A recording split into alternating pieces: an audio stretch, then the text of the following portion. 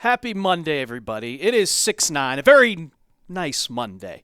And on today's show, we're talking some big Patriots rumors. We saw Jaire Alexander get released by the Packers, which was kind of surprising. And also, could Antonio Gibson be on the trade block? Welcome into Patriots Today by Chat Sports. I am your host, Brett Alper. And let's start with the first rumor. Could the running back that saw a lot of reps last season after Ramondre Stevenson had big fumbling problems, could Antonio Gibson be on the block? And CBS Sports, they suggest that the Patriots could be looking to trade the veteran running back. Let's just talk about his stats from last season. It's not the greatest. He showed some signs here and there, especially in the passing game. He had about 23 receptions, but overall, not the best kind of stats that you want to see for your offense, especially going into your second season with Drake May. Here's what CBS Sports had to say about possibly trading Antonio Gibson. They said the New England Patriots just spent an early second-round pick on OSU running back TreVeyon Henderson, and they're just a year removed from extending starter Ramondre on a $36 million deal. Gibson may well be the odd man out, despite his track record as a pass-catching option, which bringing in Josh McDaniels back, that could really say something about how much the Patriots want to have that passing back. Now, the Pats, led by Mike Vrabel, could save $2.3 million by trading Gibson after June 1st, which we're already past June 1st, as opposed to $1.3 million prior, while a post-June 1 release would save the team an extra $1 million. So, difference between $1.3 million if you cut him and trade him, but you can see right there. Average of 5 yards a carry, only 1 touchdown on the year, 2 fumbles, 500 yards. He played in all 17 games, but that's just not something that you're going to want to see out of your second-string running back. And drafting TreVeyon Henderson really speaks that the Patriots could be moving in that other direction. And there's also one other player that I'm going to be talking about. But before we get into that, I have to talk about this June sub-battle that's going on with the Bills breakdown. We are killing them, guys, and let's not stop. Let's not stop. Let's put our feet down, and let's keep this number going. I want to see that get to 100. So can we get 27 subscribers on today's video? Show the people at Bills Breakdown that we are the best AFC East team on YouTube, the best channel on YouTube. So hit that big red sub button and subscribe today. So now, going into the depth chart, you have Ramondre, you have TreVeyon Henderson, so Antonio Gibson moves to running back 3.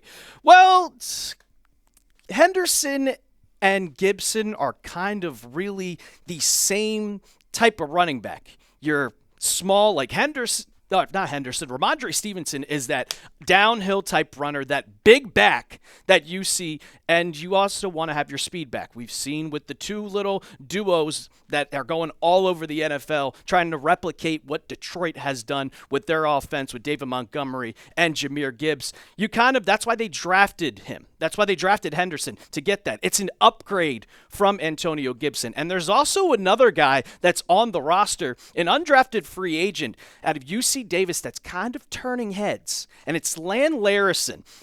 He has been looking really good at OTAs. He's getting in some reps with some of the starters and just overall showing that, hey, if you want to have that third-string running back, Larison, also a pass-catching back. And look at those stats. 2,387 all-purpose yards in college in his last season. But the one big thing is that I think that the Patriots really wanted Lan Larison because they gave him $174,000 in guaranteed money in his contract. They only did that with one other player, which is an undrafted free agent. That's Efton Chisholm, and I think Chisholm could make the roster going into September. So Larison also could make this team, and it just kind of leads Gibson out. You don't give a guaranteed contract making more money than some of your draft picks to an undrafted free agent if you really don't think that he's going to make the team. And also that Mike Vrabel, he wants to start this new system, move away from what we saw in 2024. And the Patriots, they could easily get some draft capital for Antonio Gibson. Now, would that be good capital? Like, you're probably only going to get a 4th or 5th round pick for the running back. But CBS Sports did list some of the landing spots for Gibson. Denver Broncos, who could use them, Arizona Cardinals, or the New Orleans Saints. Now, could you try to fleece the Saints as they're going to be probably the worst team in football? You could, but I don't think it's going to happen. So I would honestly just try to get as much as possible, a 4th or a 5th round draft pick. Now, do you guys want to trade Antonio Gibson? You've seen Lan Larison. You've seen that they now have Henderson, and Ramondre is clearly the number 1 starter. Let me know down in the comments. Type Y for yes or type N for no. Coming up on the show, we're going to be talking about the Patriots possibly signing Jaire Alexander. But before we do that, you know every single week I go on Fanatics and I look up the best deals that they have. I was looking at shirts, hoodies, but then I saw this one right here. A Drake May jersey on sale for $103. Yes, you can get one today. Use that URL, use that website, chatsports.com/May jersey. It's 20% off. It was originally $130, and you can get yours today for $103. Who doesn't want a May jersey? I already got mine, so you got to get yours today. Get yours. You know he's not wearing number 1. It's number 10. So go get yours, chatsports.com/May jersey. Now, should the Patriots go out and sign Jaire Alexander?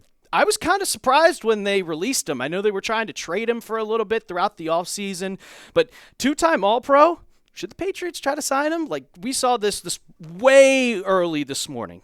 I was still sleeping. I'm not going to lie. I woke up to this news at 7 o'clock. The Packers are releasing star cornerback Jaire Alexander, sources say, and you know I like to bet. So I looked at all of the odds for Alexander's next team. And if you go down the left and you go down the right, you see the Patriots there at plus 1,500. That means you bet $10. If he ends up signing with the Patriots, you would get $150. So not complete long shot, but also not very likely. For me, I like him. I think he's a solid corner, and we know about the Patriots cornerbacks, but I was a big don't do it. Do not do it while he's on the Packers. Don't trade. Don't give away some draft capital. But now he's a free agent, and you're kind of thinking, yeah, we could definitely sign Jaire Alexander. Why not? The one big question, when he's on the field, he's productive. But you can see from these 4 seasons, he's only been productive for 1 season. And in that 1 season, 56 tackles, 14 pass breakups, 5 interceptions. When he can stay on the field, that's when he really shines and can make that all-pro team like he did in the past. But he's been plagued with injuries throughout his entire career. 4 games, 7 games. 7 games. And these are like shoulder injury, and then knee injury. And that's pretty much why the Packers got rid of him. They didn't want to pay him all this type of money. Like, he's 2 years left, $37 million, 21 average. And the reason they got him, none of it's guaranteed. So they had nothing to lose by getting rid of him and saving a lot more money. Now that he's a free agent, the Patriots can go out and sign him for whatever price that he wants. And if we look at the cornerback depth chart, yeah, you got Christian Gonzalez, Carlton Davis, that's 2. Marcus Jones, he has his own injury problems himself. But after that, you can see those names at the bottom of the list. Mediocre at best. Like, you're going to need some depth there just in case Carlton Davis, who has injury problems too. Like, a lot of these corners can't stay healthy. So you kind of want someone, a veteran, that can come in and give that experience to also not only, I talked about the Stephon Gilmore last week, kind of just teach Christian Gonzalez and a Jaire Alexander, Christian Gonzalez, and Carlton Davis trio, when fully healthy, that would be absolutely lethal.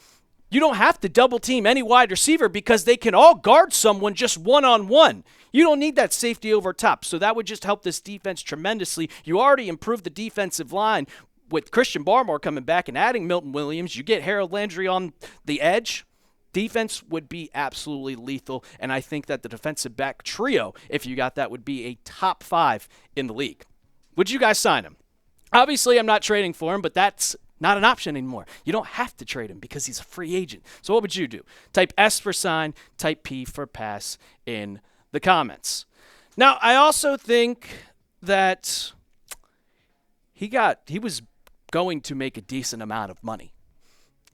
I think he could still want that type of money. And does anybody really want to sign for a 1-year type deal? No. You want to have insurance. You want to have stability. You want to be able to know that you can go out there and you're still going to make a long-term deal, not have to worry about what you're going to do the next year for a job. And the fact that he didn't take a pay cut, it kind of makes me think that he's still going to want that type of money. But with the Patriots, you have all the money in the world. You signed a bunch of more draft picks, so your draft capital or your cap space went down a little bit from 67 to 60.4 million, but that's still a ton.